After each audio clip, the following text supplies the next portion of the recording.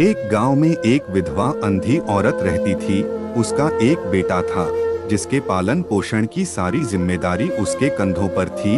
वह अपने बेटे को पढ़ा लिखा कर एक बहुत बड़ा आदमी बनाना चाहती थी, इसलिए उसने उसका दाखिला गांव के सबसे अच्छे स्कूल में किया।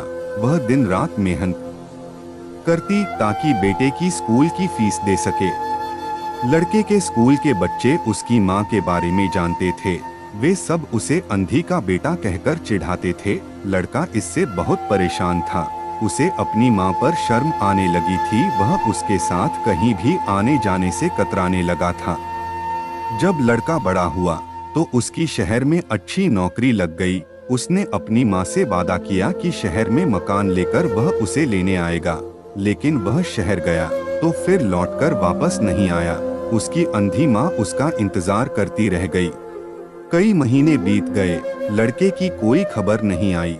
कई महीने बीत गए, लड़के की कोई खबर नहीं आई। अंधी एक दिन उससे नहीं रहा गया और वह बेटे से मिलने शहर पहुंच गई। पूछते पूछते वह बेटे के ऑफिस पहुंची। वहां सिक्योरिटी गार्ड ने उसे रोक दिया।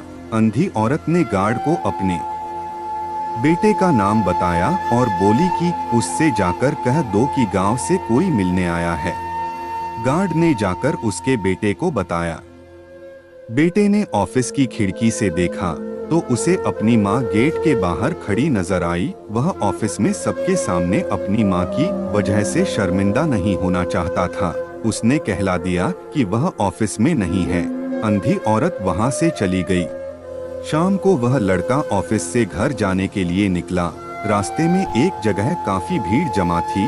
वह अपनी गाड़ी रोककर भीड़ के पास पहुंचा और तो बीच सड़क में अपनी माँ को मारा पाया।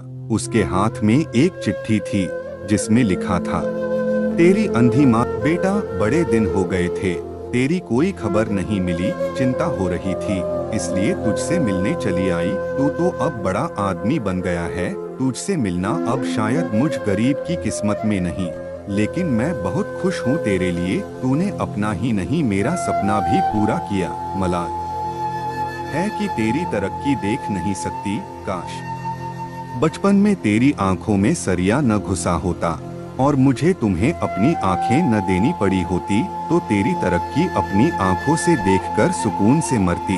ये पढ़कर लड़का फूट फूट कर रोने लगा। जिस अंधी माँ पर उसे शर्म आती थी, उसने उसके लिए कितना बड़ा बलिदान किया था। वह आत्मग्लानि से भर उठा और जिंदगी भर खुद को माफ नहीं कर पाया।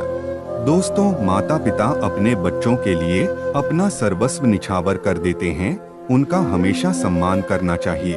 फ्रेंड्स, आपको ये अंधी का बेटा mother sun emotional heart touching story in Hindi कैसी लगी? आप अपने कमेंट्स के द्वारा हमें अवश्य बताएं। ये mother sun emotional heart touching story in Hindi पसंद आने पर लाइक और शेयर करें। ऐसी ही और emotional heart touching stories, moral stories, motivational stories and kids stories in Hindi पढ़ने के लिए हमें सब्सक्राइब कर लें। थैंक्स।